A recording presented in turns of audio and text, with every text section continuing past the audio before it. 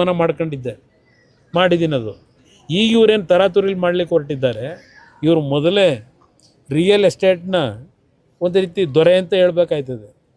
ಯಾವ ರೀತಿ ರಿಯಲ್ ಎಸ್ಟೇಟ್ನಲ್ಲಿ ಸಂಪಾದನೆ ಮಾಡಬೇಕು ಅನ್ನೋದಕ್ಕೆ 3 ಎಕರೆ ಜಮೀನು 99ರಲ್ಲಿ ಅವ್ರ ತಂದೆ ಆಸ್ತಿ ಅಂತಕ್ಕಂಥದ್ದನ್ನು ಅಫಿಡವಿಟ್ನಲ್ಲಿ ತೋರಿಸ್ತಾರೆ ಎಲೆಕ್ಷನ್ ಕಮಿಷನ್ಗೆ.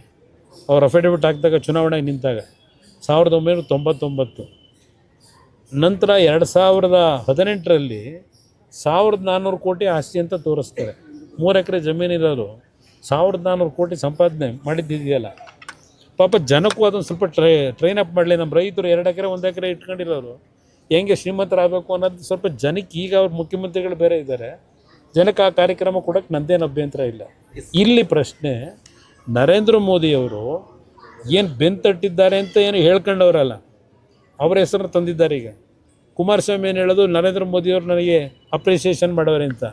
ಇಲ್ಲಿ ಪ್ರಶ್ನೆ, ನರೇಂದ್ರ ಮೋದಿಯವರು ಟೌನ್ಶಿಪ್ ಮಾಡಬೇಕು ಅಂತೇಳಿ ಆ ಮುಖ್ಯಮಂತ್ರಿಗಳಾಗಿ ಹೊರಟಿದ್ದು, ಕೆಲವು ಭಾಗದಲ್ಲಿ ಭೂಕಂಪ ಆಗಿ ಅಲ್ಲಿ ಯಾವ ಬೆಳೆ ಬೆಳೀಲಿಕ್ಕಾಗಲ್ಲ, ಯಾವುದಕ್ಕೂ ಉಪಯೋಗ ಬರೋಲ್ಲ ಅಂತಕ್ಕಂಥ ಜಾಗವನ್ನು ಗುರುತಿಸ್ಕೊಂಡು ಅವ್ರು 14ರಲ್ಲಿ ಚುನಾವಣೆಗೆ ನಿಲ್ಲೋದಕ್ಕಿಂತ ಮುಂಚೆ ಕೆಲವು ಚಾನಲ್ ತೋರಿಸಿದ್ದೀರಿ ನೀವು.